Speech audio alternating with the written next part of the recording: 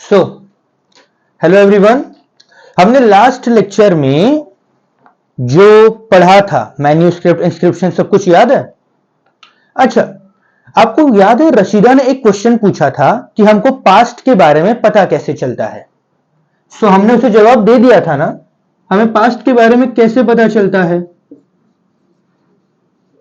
Manuscript से पता चलता है। दूसरा, हमें इंस्क्रिप्शन से पता चलता है। अच्छा, क्या डिफरेंस है इन दोनों के बीच में, आपको याद है? तो ये मैन्यूस्क्रिप्ट जो है वो लीव्स से बनते हैं। किसके लीव्स से? पाम ट्री के लीव्स से। और ये बार्क से बनते हैं। बार्क से बनते हैं। किसके बार्क से? ब्रीच नाम का एक पेड़ होता है, उसके बार्क से बनते हैं। ठीक है। जबकि इंस्क्रिप्शंस जो होते हैं वो हार्ड सब्सटेंस पर लिखे जाता है, जैसे कि स्टोन या फिर मेटल। अच्छा, इन चीजों को ढूंढता कौन है? इनको कौन ढूंढता है? आर्कियोलॉजिस्ट ढूंढता है। ठीक है। और इन सभी चीजों के साथ आर्कियोलॉजिस्ट और क्या ढूंढता है? He find out about the remains of houses. Okay, वो उनके और भी बहुत सारी चीजें वो एक्सकेवेशन में ढूंढते हैं, जैसे कि पॉट्स हो गया, जैसे कि ऑर्नामेंट्स हो गए, जैसे कि उनके वेपन्स हो गए। ये सब किससे बने हुए हैं? मेड अप ऑफ, किससे बने हुए हैं? ये स्टोन से बने हुए हैं, ये मड से बने हुए हैं, ये बोन से बने हुए हैं, ये मेटल से भी बने हुए हैं। और इन सभी चीजों को जो आर्कियोलॉजिस्ट ये जो सारी चीजें जमा करते हैं, इनको लेकर जो पास्ट को स्टडी करता है उसको हम क्या बोलते हैं? हिस्टोरियंस।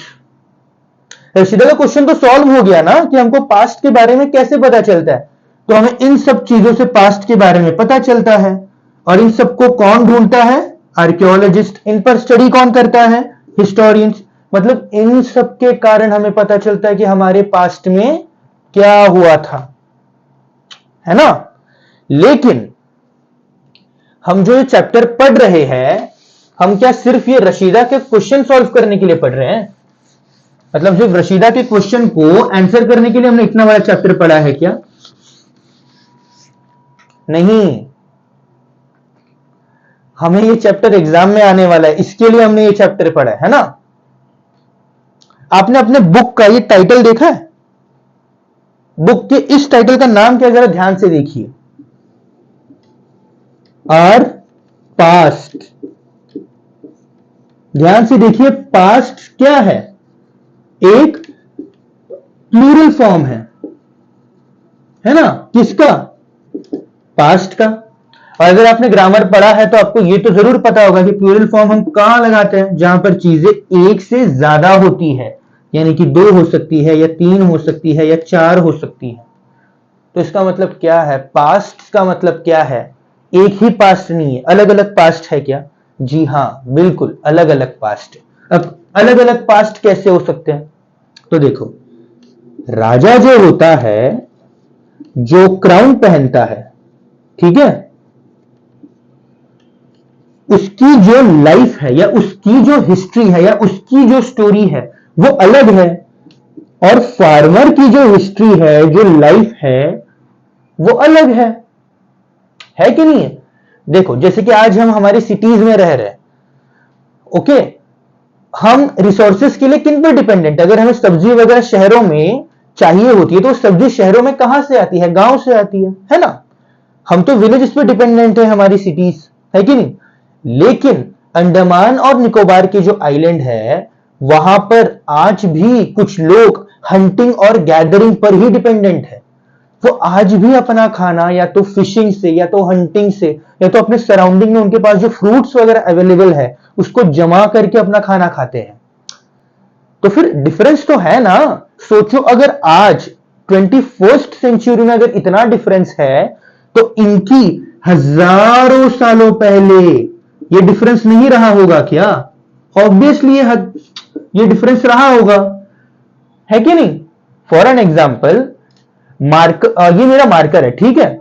इस मार्कर को जो बेच रहा है वो मर्चेंट है, उसकी और जिसने ये मार्कर बनाया है उस मजदूर की, इन दोनों की ही लाइफ एक दूसरे से अलग होगी ना भाई, इन दोनों की भी हिस्ट्री एक दूसरे से अलग होगी, है कि नहीं? तो फिर जब इतने सारे पास्ट है तो फिर हम ये कैसे पता कर पाते हैं कि किसका पास्ट क्या है? अब देखो, राजा का जो पास्ट है वो हमें इजीली अवेलेबल हो जाता है। क्यों? क्योंकि इन्होंने रिकॉर्ड करके रखा हुआ है अपने पास्ट को, अपनी स्टोरीज को इन्होंने रिकॉर्ड करके रखा है। कैसे? या तो मैन्यूस्क्रिप्ट के फॉर्म में, अभी हमने पढ़ा था ना कि सम्राट अशोक ने एक ऑर्डर दिया था कांधार में, एक इंस्क्रिप्शन मिला था 2250 साल पहले, ठीक है। तो इन किंग्स ने क्या किया है, इन्होंने अपनी हिस्ट्री को मैन्यूस्क्रिप्ट्स में या फिर इंस्क्रिप्शंस में या फिर किसी राइटर ने इनकी जो स्टोरीज है वो नोट करके रखी है, वो रिकॉर्ड करके रखी है। वेराज जो बाकी के क्लास है उन्होंने ये सारी रिकॉर्ड नहीं की है। अच्छा, हम ये कैसे जान पाते हैं कि कोई भी चीज मतलब कितनी साल पुरानी है? हमने ये टाइमिंग या फिर हमने ये जो डेट्स दी है ये हमने किस बेसिस पर दी है?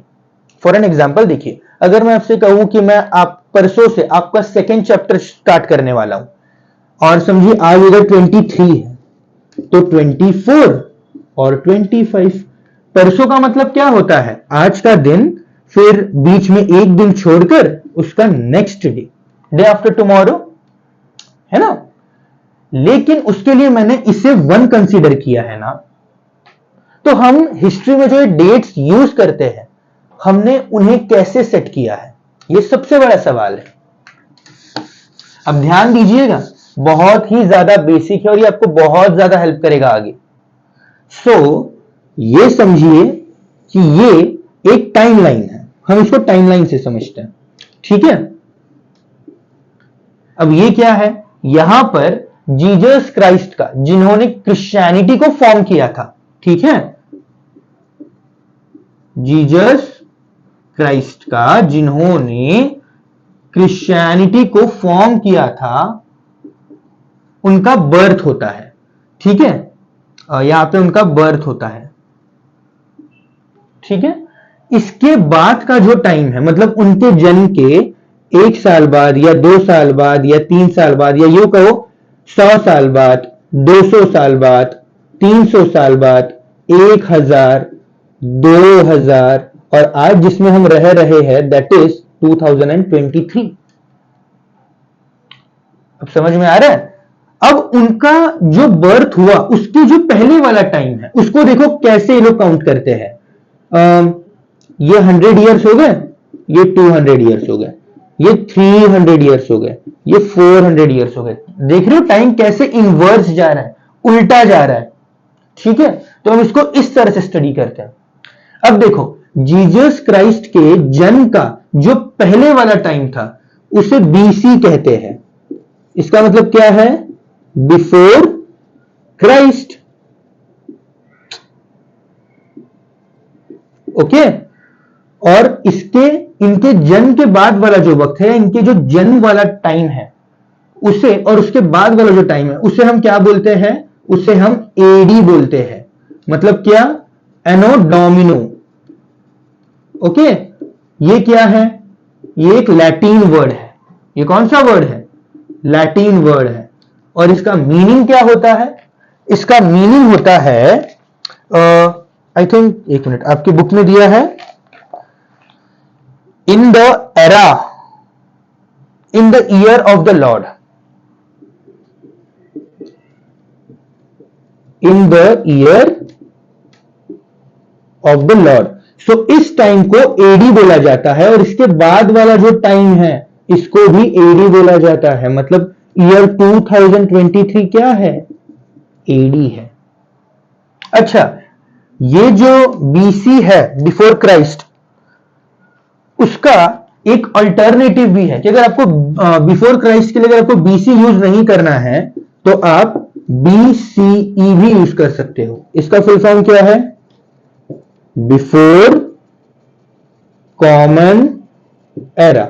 और आपको एडी की जगह पर आप सीई भी यूज कर सकते हो। इसका फुल फॉर्म क्या है? Common era. ठीक है, सो आई थिंक अब आपका चैप्टर खत्म करने का वक्त आ गया है। बस एक छोटी सी स्टोरी के बाद। अच्छा, बहुत ही छोटी सी स्टोरी, ठीक है, उसके बाद हम चैप्टर खत्म कर देंगे। अच्छा, आपको पता है जैसे हमारा एक देश है इंडिया, बिल्कुल वैसा एक और देश है। कौन सा? इजिप्ट। ये पता है, ये बहुत खूबसूरत देश है। हर साल बहुत सारे लोग जाते हैं, बहुत खूबसूरत देश है। मैं आज तक कभी नहीं गया। अगर आपको वक्त मिले तो आप एक बार जरूर जाना। ओके, इजिप्ट में ना एक शहर है, एक सिटी है जिसका नाम है रोजेटा। ठीक है, इसके बारे में क्या स्पेशल है? देखो यहां पर ना एक इंस्क्रिप्शन मिली है। उस इंस्क्रिप्शन में है ना 3 तरह की लैंग्वेजेस से कुछ लिखा हुआ है। पहली लैंग्वेज है ग्रीक में, दूसरी और तीसरी जो लैंग्वेज है ना वो इजिप्ट की ही एक लैंग्वेज है। ओके, वो इजिप्ट की ही एक लैंग्वेज, मतलब इजिप्ट की ही 2 लैंग्वेजेस है। तो इन्होंने ये कैसा लिखा है पता है? इन्होंने ना ऐसे साइन, पता है आपको साइन, SIGN वाला, मतलब जैसे कि यहां पे स्टार दे दिया, यहां पे इस तरह का स्टार दे दिया, या फिर यहां पे लॉयन का ड्राइंग निकाल दिया। मेरा तो ड्राइंग बहुत खराब है, आप जानते हो। ये समझ लो कि यहां पर ऐसे इन्होंने एक चिड़िया बना दी। ठीक है, तो इन लोगों ने इस तरह से ना कुछ लिखा हुआ है। अब इतना तो श्योर है कि उन लोगों ने अपने किंग्स या क्वींस के बारे में कुछ लिखा है, लेकिन क्या, ये किसी को पता नहीं चल रहा है। या फिर यूं समझो कि हमको तो ये पता ही नहीं चलेगा। तो फिर हमारे जो आर्कियोलॉजिस्ट है और हिस्टोरियंस है, ये दोनों इस तरह के इंस्क्रिप्शंस को किस तरह से स्टडी करते हैं?